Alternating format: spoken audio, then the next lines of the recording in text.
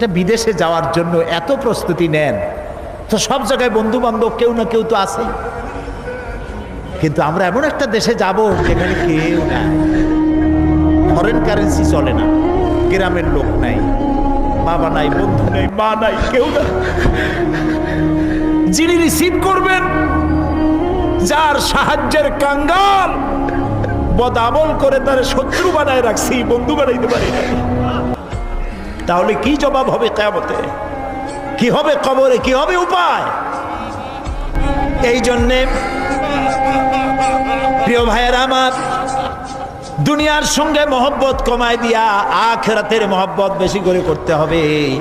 আর দুনিয়ায় যতদিন বেঁচে আছি ততদিন নেক আমল করে মানুষের সাথে সদাচরণ করতে হবে।